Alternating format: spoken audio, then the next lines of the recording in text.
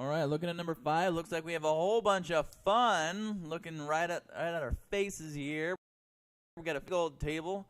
We need to be able to identify what element it is, what its symbol is, what its atomic number is, what its mass number is, the number of protons, the number of neutrons, the number of electrons. We've got a whole bunch of information that we are going to fill in.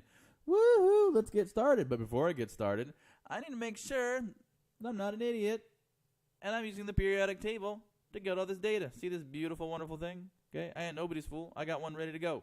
Okay, I'm not guessing at these numbers. I'm checking. So, first thing up, sodium. Okay, sodium has a symbol Na. Na. It also has the atomic number 11. Atomic number 11.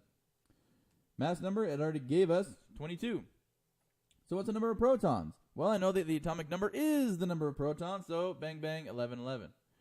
If the mass number, which is the number of protons and neutrons, is 22, if I subtract 11 from 22, meaning if I subtract the number of protons from the mass number, I'll have only the number of neutrons. So 22 minus 11 is 11.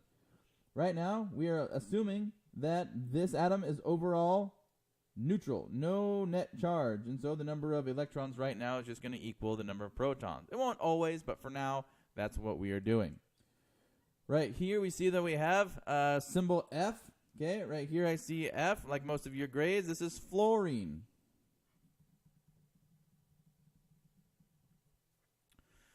Fluorine, atomic number 9. It has a mass number has a mass number of 19. So now we just do some calculations to figure out this data. What is the number of protons? Well, it's atomic number 9, so that's easy. I can skip to the number of electrons because it's overall neutral, and say that's also 9. But what's the number of neutrons? What's the mass number minus the atomic number, a.k.a. the number of protons and neutrons minus the number of protons? And so that ends up being 10. Oh, goodness gracious here. Goodness gracious here. Now we're getting tricksy. They're trying to trick us right here. We don't have the element name. We don't have the symbol. We don't even have the atomic number. All we have is a mass number and the number of neutrons.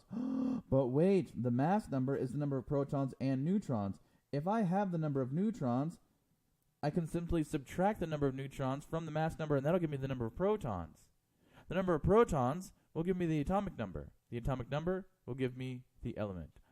Oh my gosh, I feel so smart. Okay, 80 minus 45 is, you guessed it, 35. So the atomic number is 35. Okay?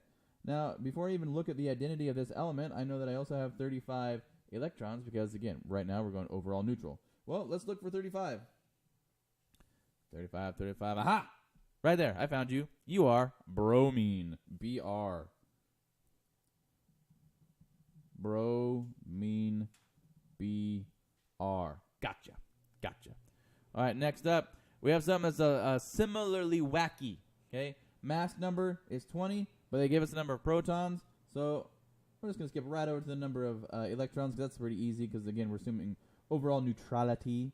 So, number of protons, that means that the atomic number is 20 as well, because the atomic number is the number of protons. So let's look for number 20.